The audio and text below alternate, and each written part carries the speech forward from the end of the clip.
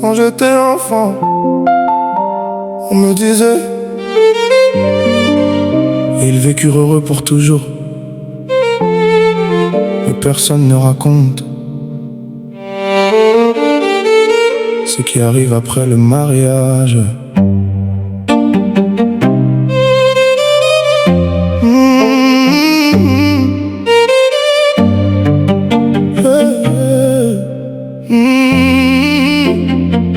Cendrillon frottait le sol, les mains tremblantes dans l'eau froide, pendant que sa belle-mère criait son nom encore et encore le soir.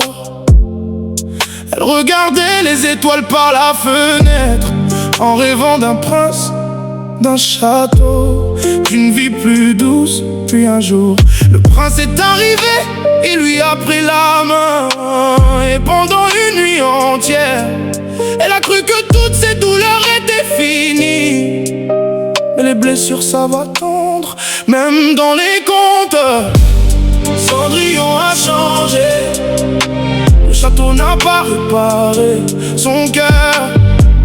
Cendrillon a changé, et le bonheur est devenu peur. Oh, le prince dormait à côté d'elle, mais il la perdait un peu plus chaque nuit, parce que certains monstres voyagent avec nous toute la vie. Au début, ce n'était que des mots, puis les cris sont arrivés. Les servantes baissaient les yeux quand elle traversait les couloirs. Comme autrefois, elle baissait les siens devant sa belle-mère. Un soir, le prince avait préparé le dîner, les bougies brûlaient lentement. Il avait gardé sa place à côté de lui, mais elle n'est jamais venue. Cette nuit-là, il a mangé seul dans un château immense, et il a compris quelque chose. On peut offrir un royaume à quelqu'un et ne jamais réussir à lui offrir la paix. Cendrillon a changé, le château n'a pas réparé son cœur.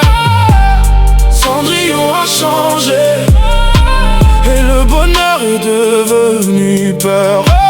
Le prince dormait à côté d'elle, mais il la perdait un peu plus chaque nuit, parce que certains monstres voyagent avec nous toute la vie. Le peuple criait vive la reine, mais personne n'entendait les pleurs du roi. Le royaume brillait dehors, pendant qu'à l'intérieur, l'amour manquait d'air, parce qu'une couronne est lourde quand le passé refuse de mourir. Cendrillon a changé, le prince regardait sans comprendre comment une femme sauvée par l'amour pouvait encore être en guerre. Alors le château brillait sous la lune, mais derrière les fenêtres, deux cœurs vivaient ensemble Et mouraient de solitude. Peut-être que le vrai conte n'est pas de trouver un prince, mais d'apprendre à guérir avant d'être aimé. Une histoire de plus liante.